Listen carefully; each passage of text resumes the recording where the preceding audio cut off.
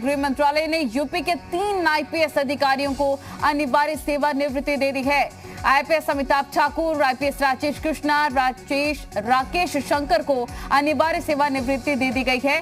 तीनों अधिकारियों पर गंभीर आरोप भी थे। राजेश कृष्ण पर आजमगढ़ में पुलिस भर्ती घोटाले के आरोप है। राकेश शंकर की देवरिया शेल्टर होम प्रकरण में भूमिका संदिग्ध थी, जबकि अमिताभ ठाकुर के खिलाफ कई मामलों में जांच चल रही थी। उधर गृह मंत्रालय के इस फैसले से अमिताभ ठाकुर ने ट्वीट करके लिखा है कि मुझे अभी अभी वीआरएस का आदेश प्राप्त हुआ है, सरकार को अब मेरी सेवाएं नहीं चाहिए, जय हिंद। ये उनके द्वारा ट्वीट किया गया है। तो ये इस वक्त की बड़ी जानकारी आपको दे रहे हैं। आईपीएस अमिताभ ठाकुर, आईपीएस राजेश कृष्णा और राकेश शंकर को अनिवार्य सेवानिवृत्ति दे दी गई है।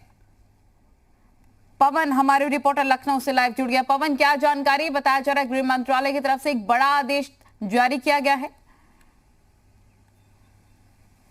हाँ बिल्कुल नलिनी, इन लोगों को वीआरएस मिल गया है और खास तौर से 2002, 2005 और 1992 आईपीएस अमिताभ ठाकुर, 2005 राजेश कृष्णा, 2002 राकेश शंकर, इन 3 आईपीएस अधिकारियों को जबरन रिटायरमेंट एक तरीके से करा दिया गया है और खास तौर से इन लोगों के ऊपर काफी गंभीर आरोप लगाए गए थे पिछले दिनों शेल्टर होम को लेकर के। जिस तरीके से राकेश शंकर के ऊपर आरोप लगाया गया था, उसके अलावा अगर अमिताभ ठाकुर की बात करें तो अमिताभ ठाकुर एक ऐसे अधिकारी के रूप में सामने निकल करके पिछले कई सालों में आए थे, चाहे वो पिछली सरकार की बात करें या मौजूदा जो सरकार चल रही है उसके खिलाफ हर विषय पे वो बोलते हुए नजर आते हैं।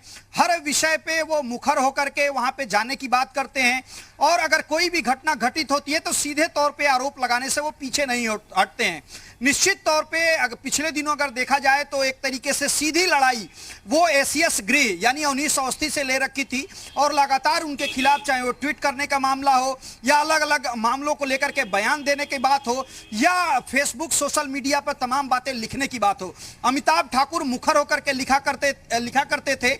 और पिछली सरकार की घटना अगर याद दिला दूं तो मुलायम सिंह यादव से एक तरीके से सीधे उन्होंने विवाद लिया था और फोन पे बातचीत का ऑडियो उन्होंने वायरल किया था, उसको लेकर के वो काफी विवाद में रहे। उन्होंने उनके खिलाफ, मुलायम सिंह यादव के खिलाफ एफआईआर भी दर्ज कराने का काम किया था। तो तमाम ऐसे घटनाक्रम है जिसमें अमिताभ ठाकुर यानी विवादों से सीधा नाता रहा उनका। किसी भी सरकार की बात करें, पिछले दिनों लाठी घोटाले को लेकर के वो बाराबंकी में गए थे जिसमें उनको खुद चोट आ गई थी। तो तमाम ऐसे घटनाक्रम है जिसको लेकर के अमिताभ ठाकुर बोलते रहे और सोशल मीडिया पर भी काफी एक्टिव रहते थे और यही वजह कि ट्वीट करके उन्होंने कहा है कि अब सरकार को मेरी सेवाएं नहीं चाहिए, जय हिंद। ये भी उनकी तरफ से कहा गया है। ठीक है, बहुत शुक्रिया आपका तमाम जानकारी साझा करने के लिए। एक बड़ा फैसला गृह मंत्रालय की तरफ से यहां पर निश्चित तौर पर जारी हो चुका है। 3 आईपीएस अधिकारियों को अनिवार्य सेवानिवृत्ति दे दी गई है।